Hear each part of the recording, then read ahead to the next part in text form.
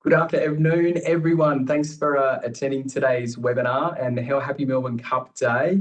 I'm Josh Maldon from the Department of Health and Aged Care, and I'm going to be hosting the event. And hopefully, this is well worth it. We might just let you off the hook a few minutes early, so you can actually capture the race that stops the nation. But really appreciate you tuning in today.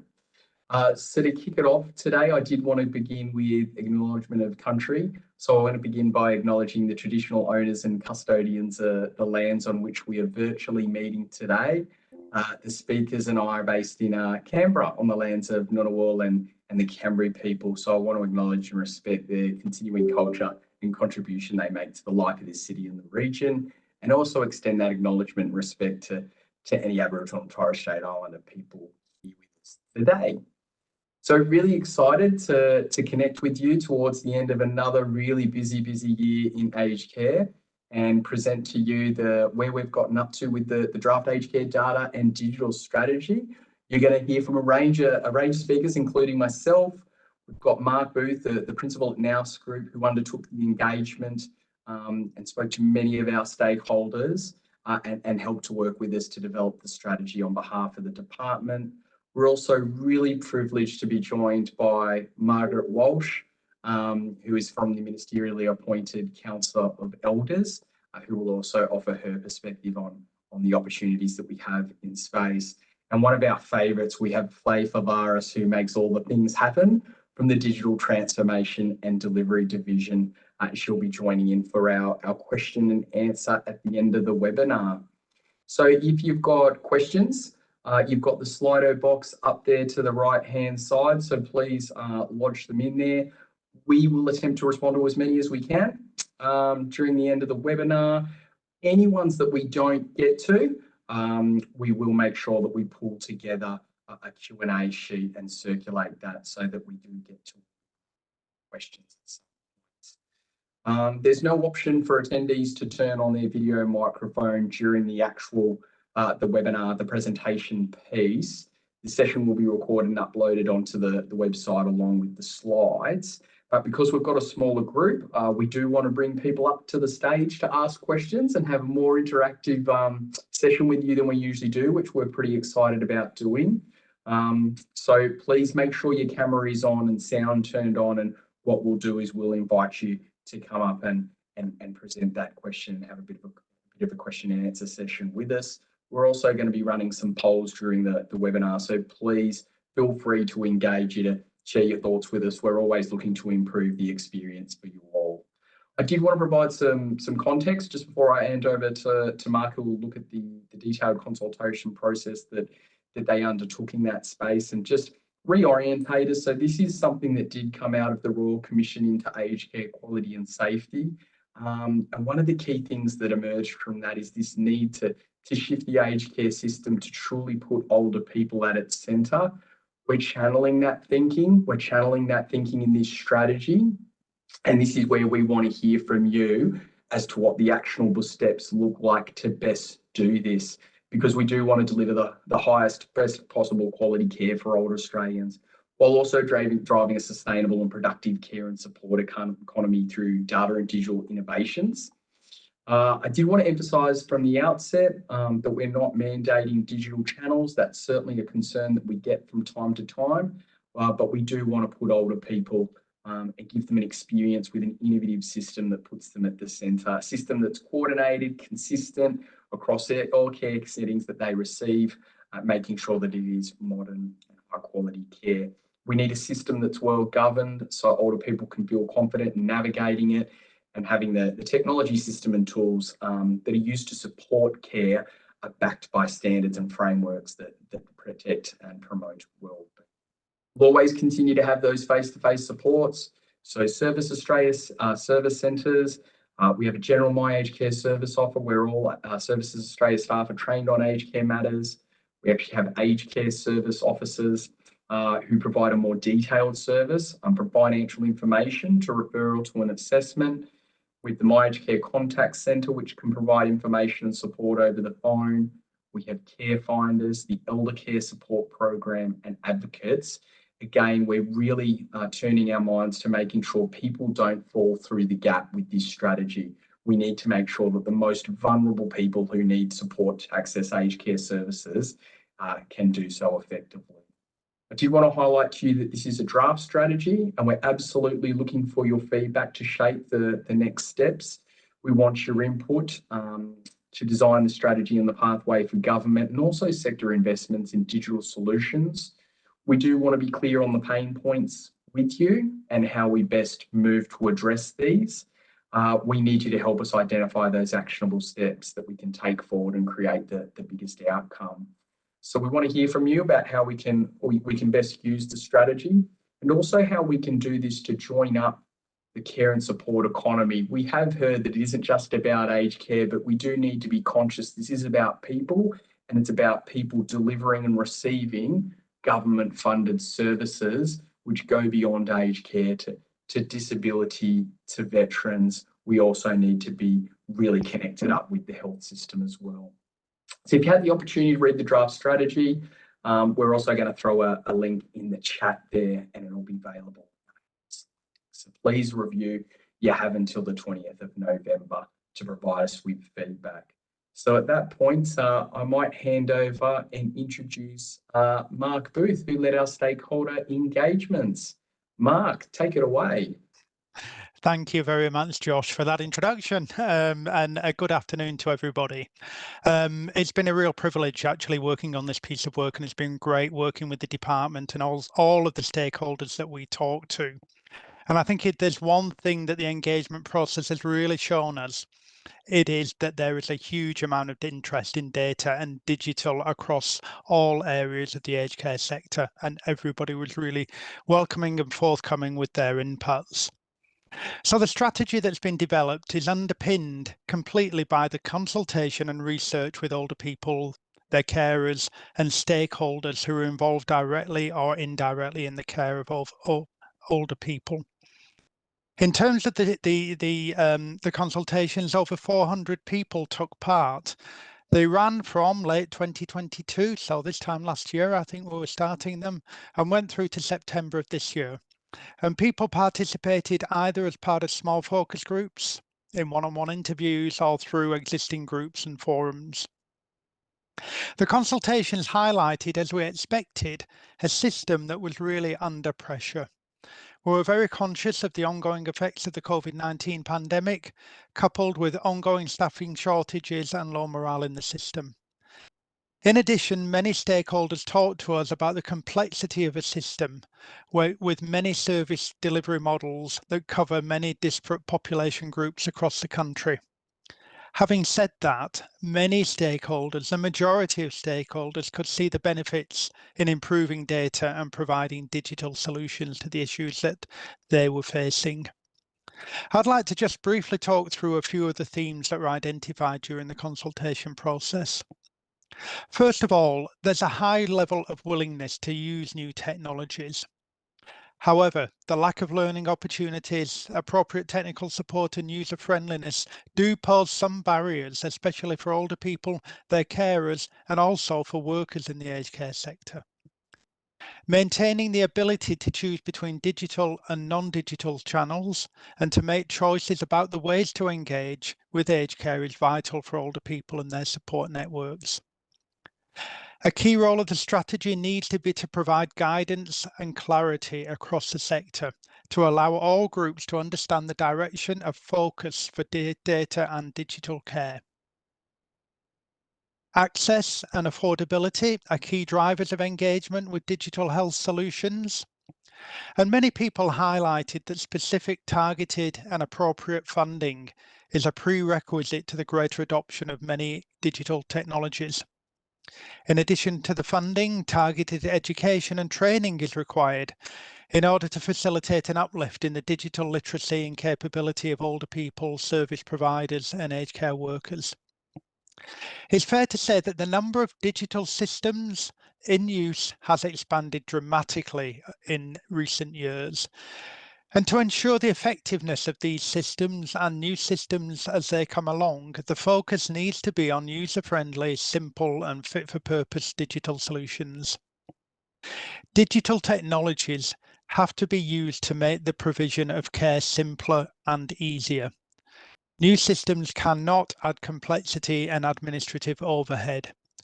What we are looking for is automation and streaming of non-care tasks to be key to generating efficiencies across the sector. And of course, finally, a key thing that came out is that greater consistency and unification within the sector, and as John mentioned in his introduction, with other sectors outside of aged care is really necessary. Digital foundations need to enable interoperability to reduce complexity and enable more continuous care. So just moving on, the strategy that's been developed, its associated vision and outcomes have been aligned with data and digital across health and aged care. Importantly, we're aligning our approach to support the broader care and support community economy, including disability services and veterans care. This is because aged care, as you all know, does not stand alone. This alignment will bring aged care and health data and digital systems closer together. For example, adopting the same data standards so that we can more easily share information across those sectors. We've purposely positioned our strategy to be a companion strategy to the draft Commonwealth Digital Health Blueprint. Together, these two documents set out the future for data and digital in aged care and health, and both seek to strengthen continuity of care. And also, we have, of course, collaborated with the Australian Institute of Health and Welfare to leverage their expertise in aged care data, and also with the Australian Digital Health Agency, who lead national digital health programs. So thanks for that, Josh, and I'll hand back over to you now. Lovely. And here it is, the great unveiling that you were missing Melbourne Cup potentially for. This is the strategy that we've got here on a page. And this effectively, reflects what we heard from people, and that the vision, the intent needs to be about delivering the highest quality person-centered care for older people, while also driving a sustainable and productive care and support economy through data and digital innovations. So it's not lost on us that one of the key things that we're going to have to deal with as an aged care system is the ageing population that we have, and in continuing to ensure that the sustainability of those services, which using data and digital, we have better opportunities to actually overcome some of those barriers. So beneath the vision, we've got the guiding principles, and the guiding principles, again, these reflected things that we heard. Person-centered design, at the heart of this are people. Tell us once. We don't want to have to keep repeating our story. We want that interoperability, and connectivity piece integrated, again, across multiple different service type, across systems. Diverse, because people are individuals, and so making sure that we cater to that context is critical. Care focused. What are the opportunities here, particularly the interoperability between both the aged care and the healthcare system? And trusted was something that also came up as really important. So when you look across to outcomes, you can see that the vision feeds into the principles, which then feeds into the outcomes. And then beneath that, we then headed out into strategic priorities. So the outcomes we're looking to achieve are that older people and their support networks can navigate and actively participate in their care and wellbeing. Second outcome was about other people in the system, our aged care workers, our service providers, health professionals. How do we digitally empower them to provide higher quality care, better connected care? Then outcome 3, again, really important in this day and age, that we share and reuse data securely with consent, and that we use it in a sensible way as stewards of the system to develop a sustainable and an aged care system that we're continuously working on to improve. And outcome 4 is about modern data and digital foundations. So actually, what is the government to start to spec out what conformance system looks like to underpin a collaborative standard-based care system, so people can start to build to these things with a higher degree of certainty. The priorities, again, there's really deliberate line of sight, and then beneath the priorities are where we want to talk to you a bit more about the actions. But for us, it was really important that we wanted to use data and digital to actually promote healthy aging independence and choice outside of what we consider the aged care system before the even need arises for people to receive aged care. Again, simplified, user-friendly experiences, we can always look to further improve there, and engaging people in that conversation is critical. Maximising time for direct care. So one of the things we heard is that the more we can make, the delivery of care, the reporting of compliance obligations and those things easier and simpler for aged care providers, the more face-to-face care people can provide and deliver better outcomes for people. Strengthening care connections, again, across systems, but also within providers themselves. And then we move through to improving security and access controls, optimising data collection and utilisation. And then how do we work towards building and embedding data and digital maturity? And that's across everybody who's using the technology, whether an older Australian, someone helping them access it, a carer, an aged care worker, a health clinician, all the different people there that we need to consider. And where we encourage innovation and provide stewardship, and this is where we want to hear what your ideas are for innovation. Where do you see the potential opportunities? We do want to be bold. We do want to be ambitious with this particular strategy. So if we move on to the next slide, and we'll just unpack it in a little bit more detail. So person-centered. So again, this is about the selection, the design, the implementation, making sure that all initiatives are focused on the benefits they achieve for older people. As I said from the outset, that's where we're really trying to channel that message that came through loud and clear from the Royal Commission. The Tell Us Once principle is something that we've heard from a range of different people. So how do we reuse that information? How do we share it across systems so people only have to tell it once? How can we store it securely in the right place at the right time? How do we take the burden off the older person to repeat that story so we're actually providing a more joined up approach? Being being trusted, again, something that came out really, really clearly, particularly with, some of the really high profile data breaches that we've got to secure people's, information. Privacy is absolutely critical in this day and age. And so making sure that we're using contemporary based systems and that, people have confidence and trust in this is going to be absolutely critical. Care focused is the next one. And again, it's things like how do we actually alleviate the burden for frontline workers? How do we assist them to deliver that frontline routine care that then benefits the older Australians? So what are the tools, the processes that we can use from a digital and data perspective that can, again, diverse. And this is something that we've talked about before in many of these webinars, is that understanding that everyone is in.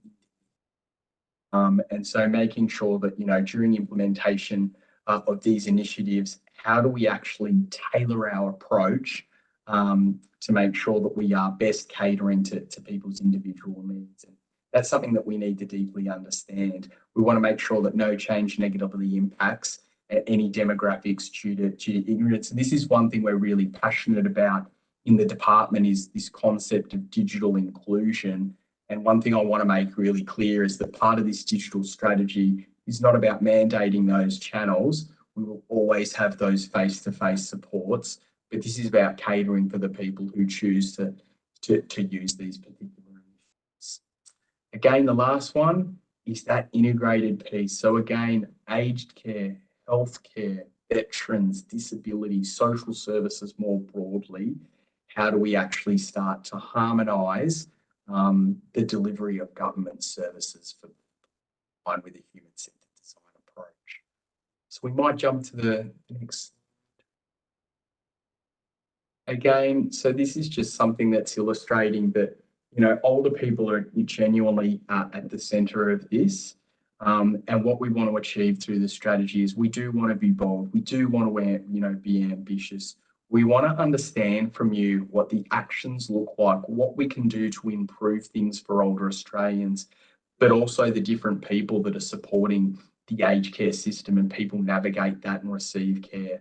So service providers, the broader healthcare workforce, aged care assessors, the aged care workforce is going to be really important.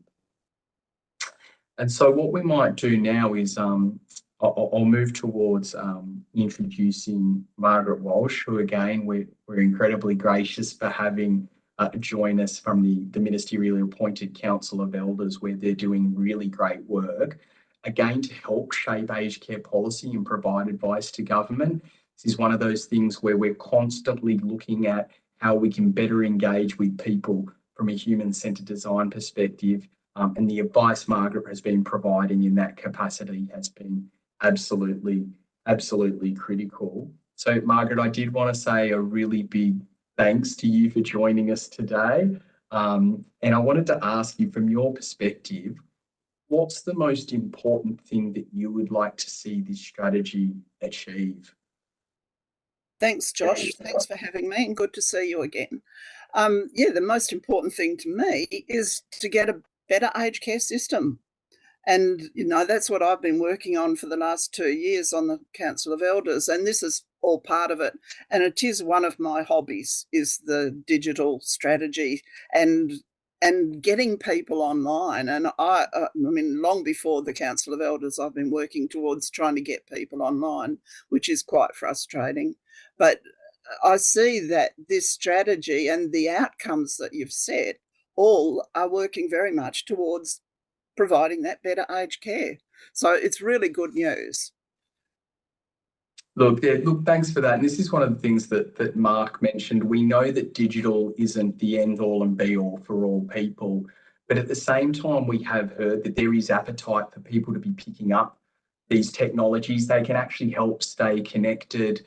There's a range of different applications and those sorts of things. And so understanding what the opportunities to help build capability in this space are going to be absolutely critical. I did want to ask, what's the most important thing that you think this could achieve? Like, what would you like to see? If you were to see something coming out of this, what is it that you would recommend for us to consider? I think it's stimulating the interest and motivation of we older people, I call us out the oldies, to get involved in the digital age. And it's not just for my aged care and aged care, but for general use. And it's the digital age that's coming, and we've got to make sure that the oldies are aware that they've got to be in it. There's a lot of examples that people have been telling me about. I mean, even just this week in Perth, we've got a lot of fires. The only way of getting the information is really digital. So people need to be online. I visited an aged care facility recently, and they've got brilliant monitoring of the individuals and communication with the individuals, and they can know if someone's gone to the wrong area, or they're getting out the front door when they shouldn't have been going out there, or they've fallen in the bathroom. They can know from the digital monitoring, which is really brilliant. Just getting prescriptions through telehealth is really useful. And the monitoring, the health monitoring that we can have done these days by wearing a watch, or even we did some testing at the weekend for our daughter in testing sleep studies, all digitally, and she could watch it on her phone. So it's the way of the future. And I mean, the other things are, even my husband signs out the granddaughter from school and has to do it on an iPad, and he's laboriously tapping away, and the 10-year-old pops in and does it for him in a couple of seconds. So, I mean, that's another good one. In Perth, we've also got what they call Safe and Found, which is run by the police. So that's another way that health can integrate with the police for the Safe and Found, where older people can be registered. And we've had a lot of examples just recently where the older people have gone missing, but they've been found really quickly because they've been registered on the Safe and Found. I love that. Like, I love such good opportunities. Like, as you say, the potential uses are like pervasive, but also what you just like put in my head, and like I reckon that sounded really cool, is the opportunity to actually forge connections in community. So as you just described, you know, and it's not dissimilar. Like, to be honest with you, my son's already all over an iPad better than I am. And then I think about building digital capability. Actually, what's the opportunity within communities to foster those relationships and those connections? Yeah, that struck a bit of a chord. Actually, another friend told me just today about sharing experiences. She had a lot of emails back and forth with an old friend who passed away. And so my friend was able to provide all the emails and the information to her family, and they could use a lot of it in the funeral. So, you know, little things like that are very practical uses of IT. And I mean, that's not related to what you're doing with the digital strategy, but it's all part of enthusing people and motivating them to get online, that there's a lot more that they can use once they get there. Yeah, how can we support and empower? And look, there's a range of different questions and answers that we'll get to following our chat, Margaret, but what are the sorts of things that you can think of? Like, what are the frustrations that you've either personally had or you've heard about people engaging in this space in aged care? We hear this all the time through the Council of Elders, and most of us from our own personal use. And that's the frustration of trying to find things. And unfortunately, government has this habit of, I think it's some sort of protecting their own little patch, that they want to keep it on their own website. So we've got so many different websites. I mean, we've got the Aged Care Engagement Hub, which is where we're told everything should be, but you don't find it there. And then we've got the Health and Aged Care website, the Department of Prime Minister and Cabinet, the My Aged Care website, MyGov, and you find bits and pieces in all these, and I'm sure there's lots of others that other people can tell us about, where you'll find that information. And then when you get there, it's often in a different format.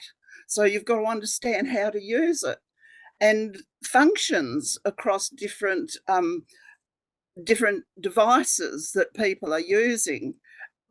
They all work differently. You know, the instructions might be to right click here or left click there or scroll here. If you're on a phone or an iPad, you might not be able to do some of those things. Every device has its own functions and the way it works. And something too, that the bureaucratic language that's used by most government departments is really, really difficult.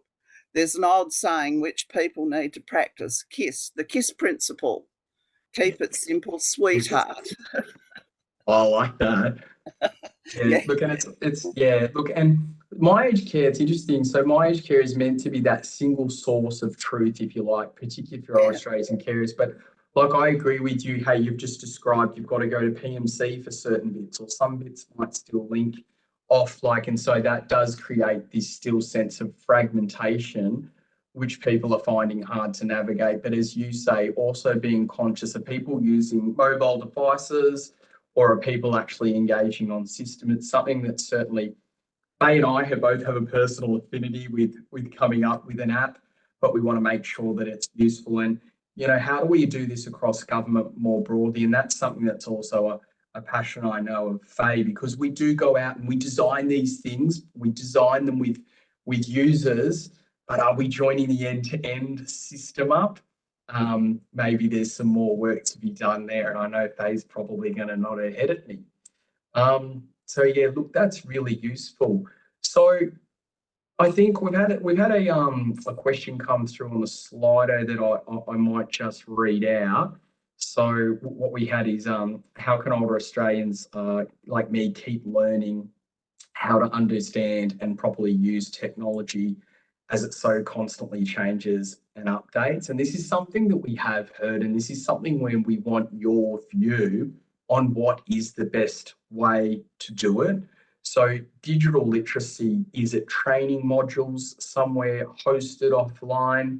Is it actually engaging in local networks? Is it potentially through Rotary clubs, libraries, community banking? Like, where are the sorts of things that you think would be a useful point to access these particular things, because that's what we want to hear from you about how we best do it. So that would probably handle that one. So we've had another question up there posted for people. From a digital literacy training perspective, what would you like to see happen? And again, this is your opportunity to give your thoughts on it, and we really do welcome it. Actually, I can make a yeah. few comments there, Josh. Yeah. There is a group called Be Connected, which have already in place that have a lot of training modules and are available to do individual training for people. That I don't want to see things reinvented all the time, that there's a lot of wasted resources go into that. So it would be good if they could, you know, perhaps Be Connected can be expanded to cover what's needed in this. Such a good idea, and that's something that's a really good suggestion. We are looking for things that people are already across and how you can build up, because like Margaret, as you say, sustainability, like making sure we get maximum value for people, you know, because we are in a, you know, a really, you know, budget crisis, which we're trying to repair. That's about smart investments. So I reckon that's a really good suggestion for welcome other people's comments on that. But it also, and this is where I had a question, but I feel like you've already answered it, but I'm wondering if there's anything more. But how can we improve the user experience? And one thing that you've described is it certainly sounds like it's easier access to information. But would you have other feedback about where you see the obvious benefits that we can invest in to improve the experience for people? Like, is it also in accessing services, or what else have you heard? Yeah, I think accessing services, making appointments, you know, to go places, and just communicating. I mean, I sent a message this morning to the ENT specialist that I'm trying to get an appointment with. They responded immediately, which is really good. Sometimes unusual to get an immediate response. But there's another way too, and that's a lot of websites and places have chat functions.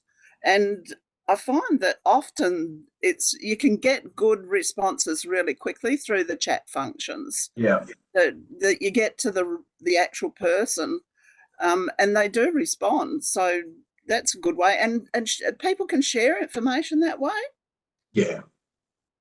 Things that work for them, things that don't work, where they can find things, all that sort of thing. No, that's fabulous, Margaret. And again, I welcome people. We'll start to move through the rest of the presentation, but I hope this has been some good food for thought insofar as the question and answer session. So we might jump through just to orientate you to the rest of the strategy that we have.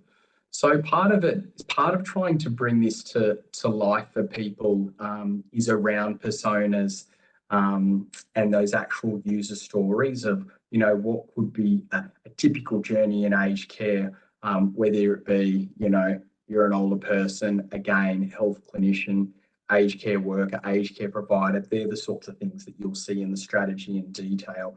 And we understand that everyone's journey is, as I said before, we're all individuals, so there's nuances, and you know, everyone's got unique features. And so what we wanted to do was try and reflect a bit of everyone, but basically highlight how the actions in the strategy would work to improve the experience for people, with a view to sort of prompting your ideas about where we should be investing in. So we might just jump through to the next slide. So as you can see here, we've got, you know, when it comes to finding a provider, you've got Jenny using the My Aged Care app again, and Faye are going to shamelessly promote that. But again, interested in your thoughts on that, to compare providers. And this is something where people can feel empowered to choose the provider that meets them. We do know that the older population is using smartphones and smart technologies at increasing rates. And so that is something that we certainly want to explore through this process. As you can see in this particular user journey, so this is something where Jenny begins to receive the care. She's got a care plan. She's able to access modern assistive technology of her choice. And again, pleased to know that workers know her story and can adapt. So if we jump through, this is where it starts to get interesting for us. So before we move into the question and answer, I want to give you some further detail around the outcome strategic priorities, and again, those particular identified action. These are the things we've heard. So these aren't things that are set down in concrete. The purpose of the actions is to actually get people to think about where the things they will give us the most benefit. And so we can reflect people's experience and views on these particulars in a sort of true co-design fashion. But again, here you can see progress against the first outcome. It involves, increases in availability, accessibility, and usefulness of data. And the priorities to achieve these particular things are promoting healthy aging, independence of choice. Again, how can we do that outside of the system? And how do we create simplified user experiences through this process? So if we jump through to the next animation. Again, these are the sorts of action areas that we've heard. So is it an aging well application? And these are some things that we've seen already out there that are pretty cool. They allow people well before they need to access aged care, where they are in respect of their life curve, their journey, where there's strengths, where there's opportunities, how to link into some of the practical supports that are already around them. There's also digital health literacy training. We've had the idea of an assessment booking, picking up on something you just said, Margaret, like how can we make things easier for people and join this? And so this priority is all about supporting older people and their carers to remain independent and safe as possible. And again, the digital inclusion plan, how do we actually make sure we include as many as we can, but also not exclude people? And this is where, again, I'll emphasize there will always be these face-to-face support mechanisms. We absolutely think that they're critical. And through digital, we want to help target those really precious resources as best we can to get them to the people that need them most. And so we've got a few ideas. So if we jump through to the next one, you've got the outcome 2, the strategic priorities there. Again, action to areas. Business to government is about automatic capture of information from aged care provider systems. What that's about is it's about making less burden for them so they can provide more face-to-face aged care. And again, looking at the opportunities for digital literacy, medication management, artificial intelligence, those sorts of things. So we might jump through. Again, further ideas on connecting the system. Again, we've got to be safe, we've got to be secure, and so there's a range of different ideas that we're looking at progressing in that regard, making sure that we're joined up across a whole of government more broadly in this space is critical. We jump through to the next one. Again, modern data and digital foundations to have this collaborative standards-based system.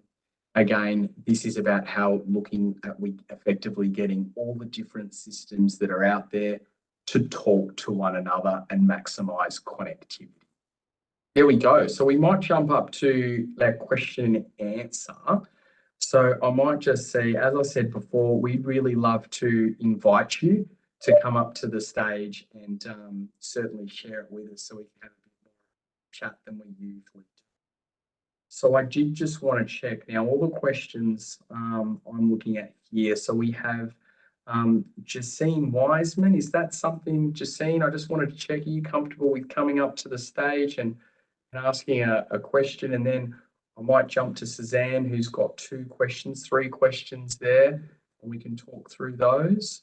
Josh, in the meantime, can I just add some little advice to the government and to you, which I put in the feedback, is that all things that we read needs to be quick and easy to find, not too complicated, simple, plain English, no bureaucratic jargon. The screens and the things we're looking at shouldn't be too busy. You know what I mean? Too much in one place, too many pictures, too many clicks to get where I want to. Not too many big pictures, and any recordings shouldn't be too long. We don't want to sit having to watch things. And sorry, Josh, but I don't like some of the pictures in your strategy document. They're too busy and complicated. So, and I've had a few other comments on those. And yeah, so they're just a few little things that I've picked up in the last day while I've been thinking about this. No, Margaret, that's brilliant feedback. This is what we do need to hear, and because that way we can always continuously improve. So we always value that. I mean, look, I do love a picture, I must confess, but to me, what you said really hit at home is keep it simple, sweetheart. And what you're telling me is you want to be able to access the information you want as rapidly as in a simple format as you can. And that's how we're actually going to start to break down what is a really complex system. Yep. All right, Justine, I can see you there with us. Did you want to ask your question? What do I do? Yeah, you're ready. You're live. You can ask the question now. So one of my questions is that when we're dealing across such a broad spectrum of different phones and the escalating scammers and hackers and not knowing if someone's tech savvy, if there's some way that there could be an indication of, yes, you need to upload the latest patch, or yes, you need to increase this or do that. It basically means we know that we haven't exposed our client to risk. It means that the client's also learning how to do that so that they're up to speed and they're passing on that learning to others. And it has that wider application across the whole of life approaches, especially things like banking and bill paying and things like that. But to have that one simple prompt that says, okay, we need to do this first.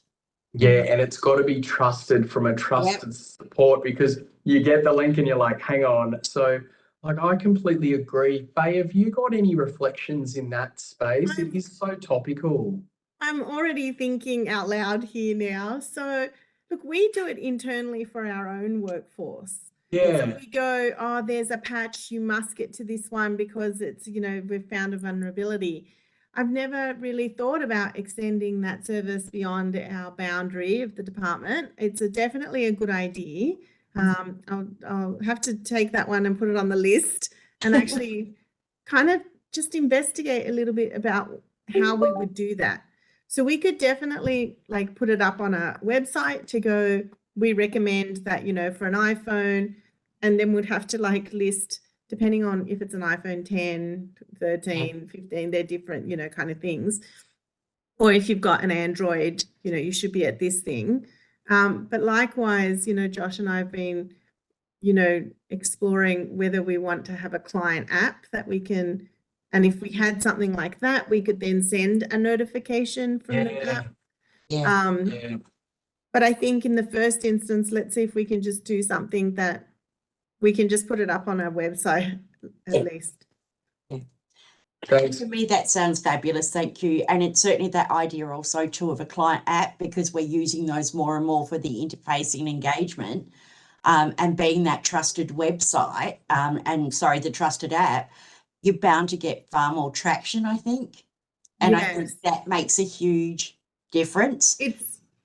We've also been thinking about having the app and then you go, well, who's the family that needs to be connected? That's been the nominee or an advocate or and so that way we could notify all of them. So even if the elderly Australian themselves potentially, but then others know about it as well. So we're definitely trying to figure out how do we get connected. I really liked your feedback, Margaret, about, what you got, look and feel kind of thing. I'm really curious about colours as well. I have a big thing about colours. No dark backgrounds. Okay, thanks. White writing. Rule that out. So Margaret, I have to confess, Faye told me that. Faye's laughing because she told me I needed to change it to white. So that's a good, I think contrast is important, not too cluttered, and then how do we stay connected and communicated? I mean, these are very topical front of mind discussions that Josh and I have on the regular. And so just trying to understand what's most important to you guys so we can, do things first and in what order. Yeah, exactly. Thanks, Faye, and thank you, Justine. That was a really good question. I might throw to Suzanne. You're up on the stage, and so if you're ready to go, we'd love to hear your question.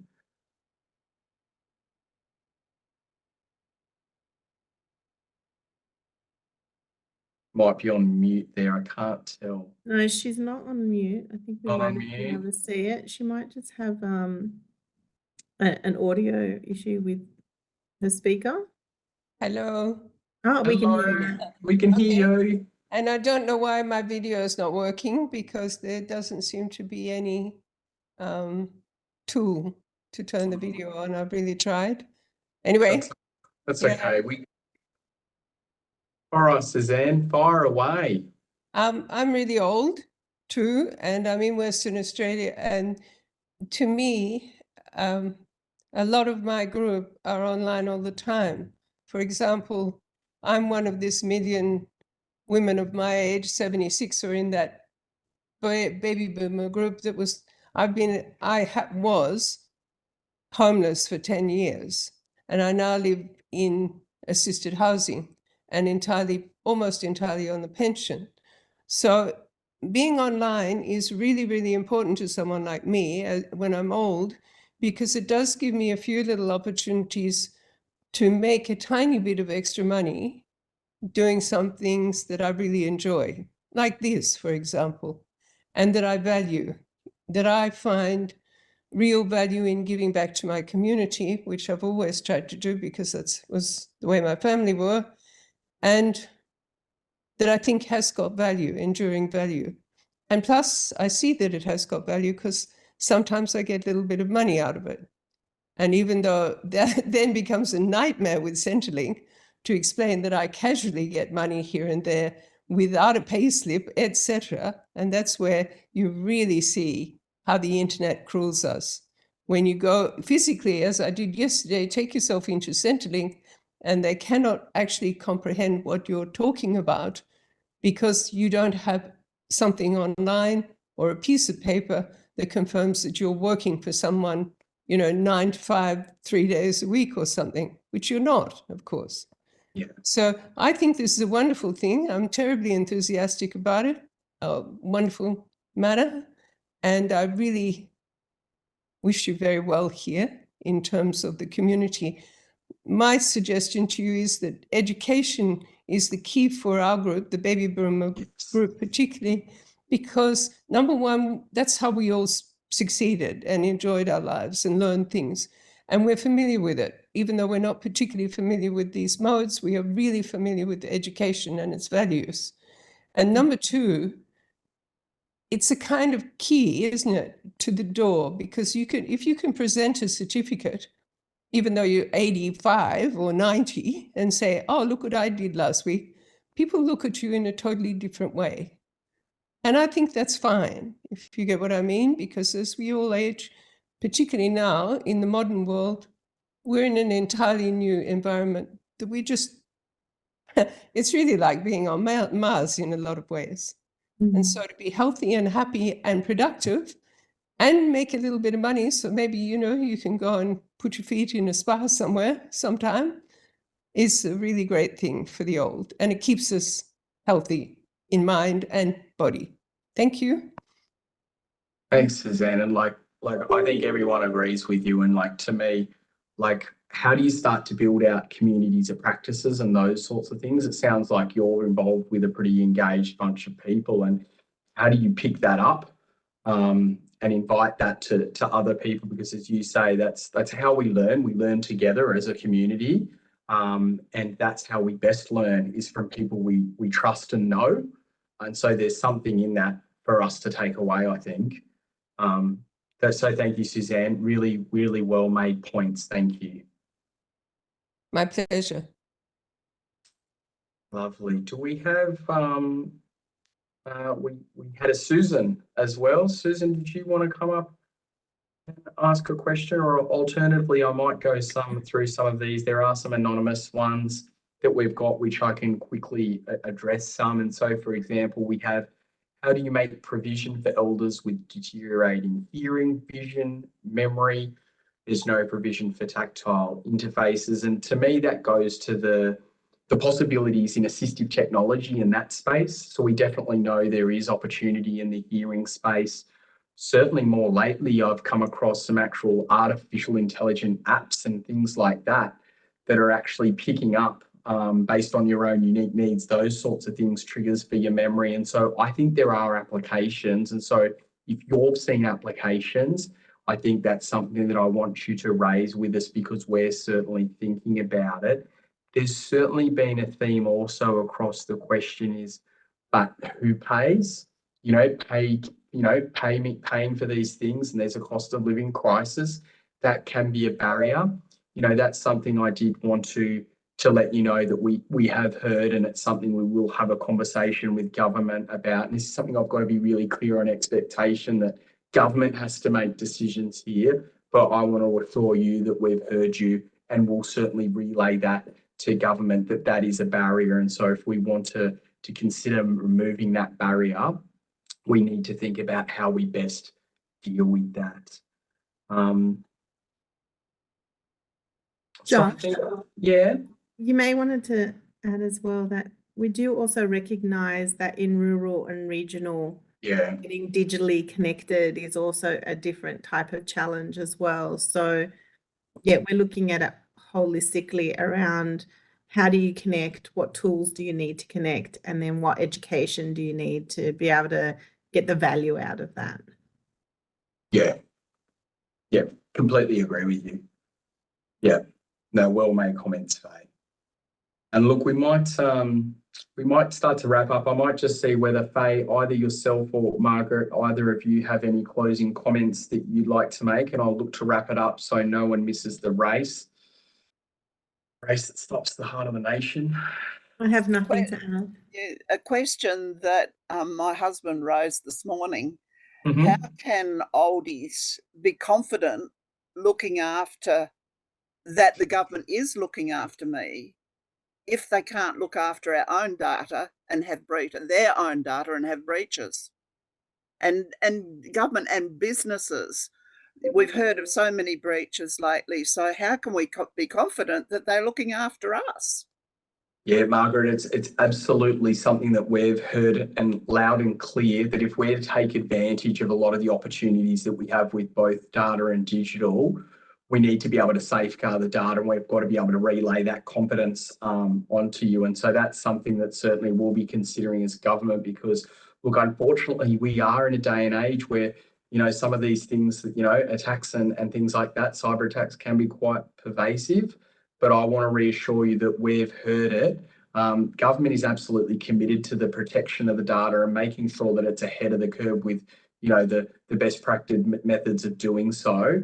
And again, how do we communicate that out to people so we can give people the confidence they need to? So I just want to say, Margaret, we've heard that loud and clear, and we'll have a think about how we best deliver that confidence.